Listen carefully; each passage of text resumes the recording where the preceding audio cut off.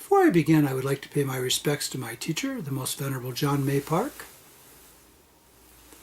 and to you, He Kwang Sunim, and to your Sangha. It's good to see you all. I hope you're doing well. Today's Dhamma talk is on the Four Noble Truths. And the first noble truth is called dukkha. Now, dukkha normally translates as suffering, but it has a much wider meaning than that. It also means impermanence, changeability, disharmony. And when we refer to dukkha, we need to also consider a term called samsara.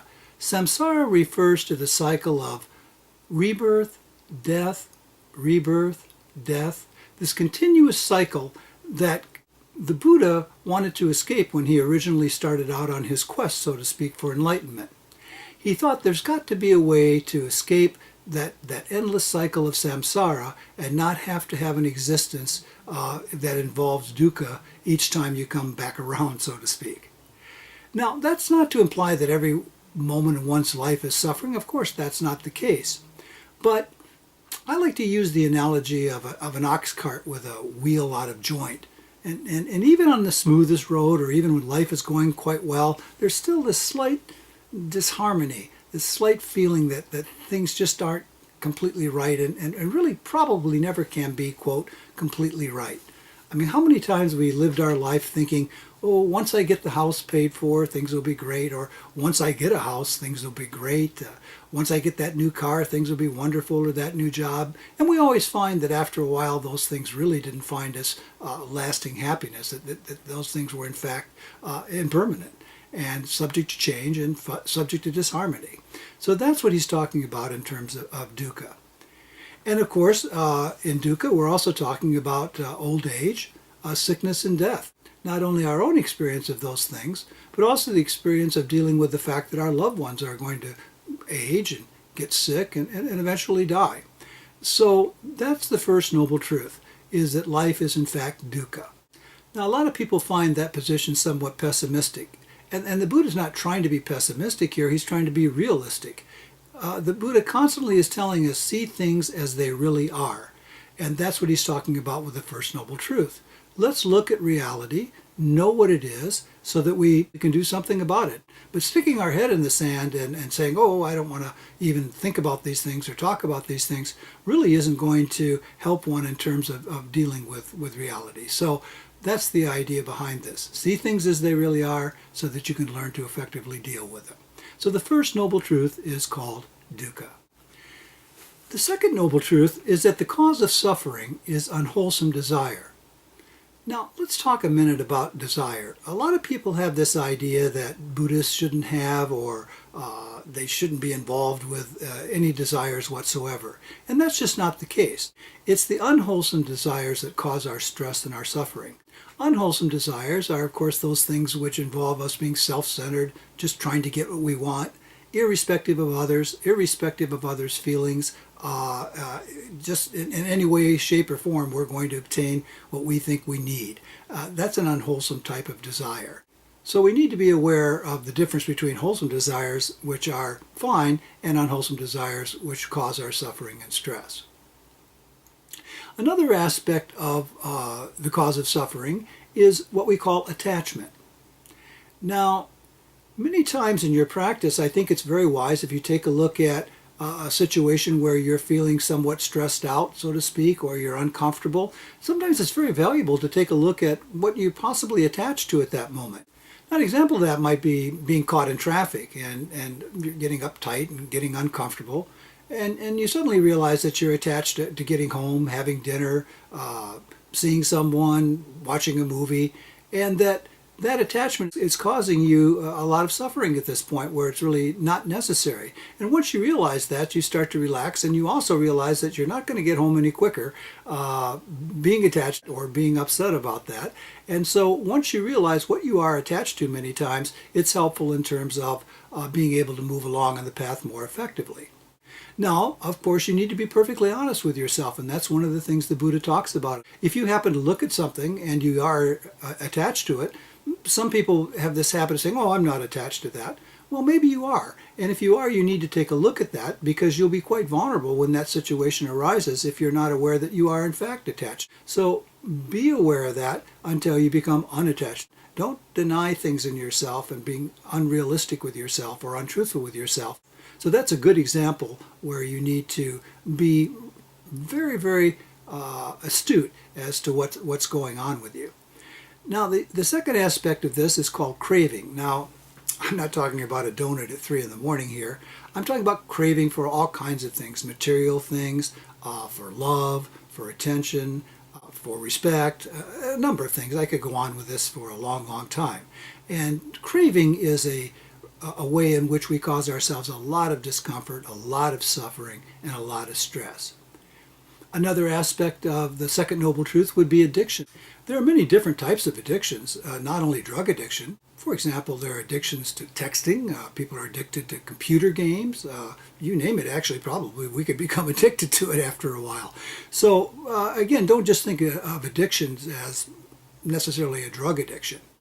And that's certainly a big part of our existence in samsara, is addictions to different types of things and materials and objects and events. And just remember that the cause of our suffering comes from those types of things. And really, the situation with obsessive compulsive behaviors, addictions, attachment, and craving make up the gambit of our physical and emotional lives. And until we kind of get a handle on that and realize what's going on and what these causal variables are, we'll probably continue in that cycle and things really won't change much. So the Buddha really wasn't concerned with doing a lot of separation in terms of these things or labeling these things. He just put them all under the second noble truth, which is the cause of suffering.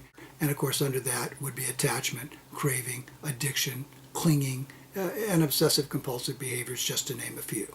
So that's the second noble truth. The Venerable Haek Wang Sunim tells a wonderful story about clinging that can be found in the monkeys in Thailand. Foreign zoos and zoological societies buy monkeys that are caught by people who put nuts in glass jars. What they have is a glass jar with it has a narrow opening at the top and it becomes wider at the bottom. And they place a nut inside that jar, and then they weight the jar down so the monkeys can't run off with the jars.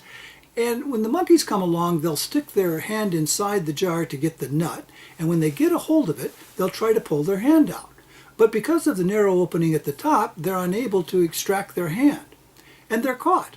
And their monkey brains don't tell them that all they need to do is release that nut, let go of it, get rid of that clinging, pull their hand out, and they'll be free. But that just doesn't register with them, and they can't let go of it. They hold on to that nut, and therefore they get captured and sent away.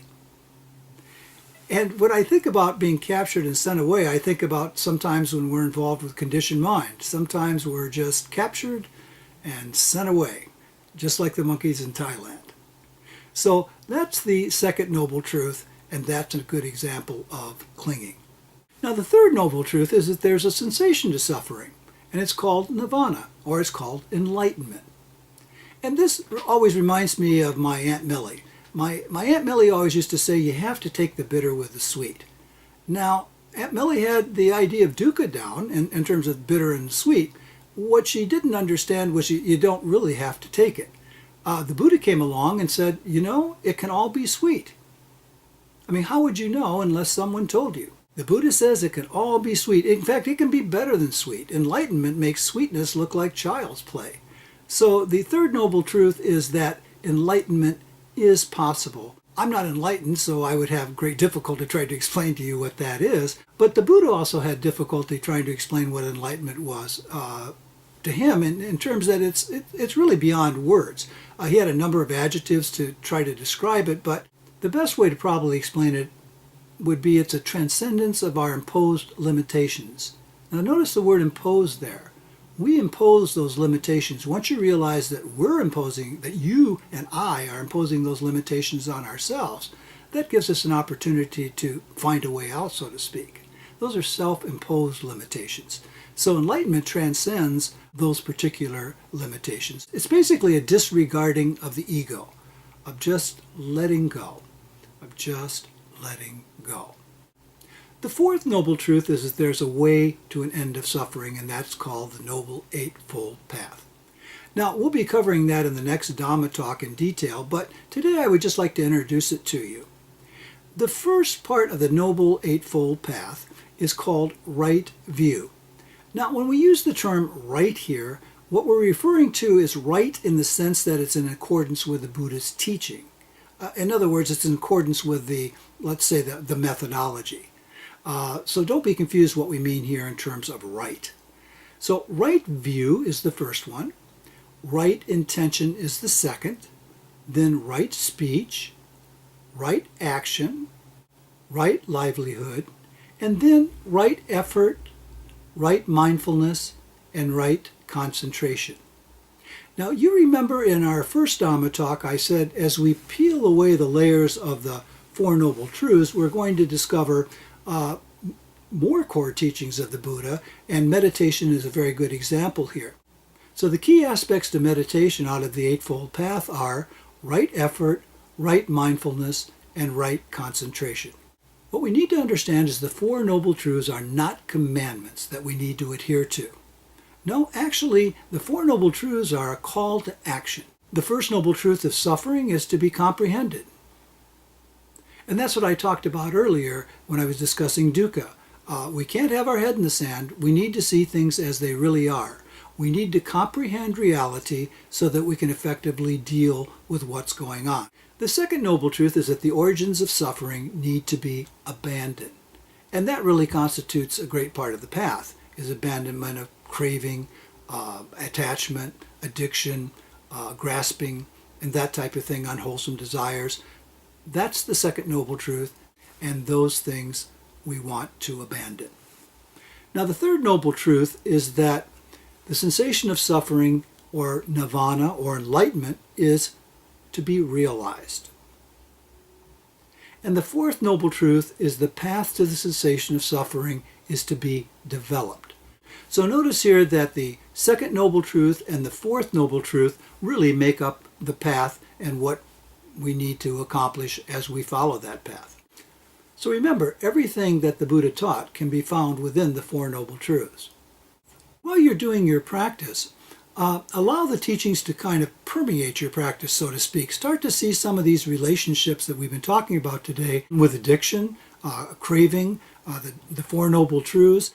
And it's not something you really have to try hard to do. As you're going along with your mindfulness practice, you'll just see these types of relationships and interrelationships as you start to learn more about the Buddha's teachings. And this is one of the really kind of exciting things about Buddhism, is to start to see these interactions and be aware of them and see how they're working with you in terms of how you're working with them. As the Venerable Sariputta once said, the Four Noble Truths encompass the entire teaching, just as the footprint of an elephant can encompass the footprints of all other footed beings on earth. So until I see you again, may you be well, peaceful, and happy.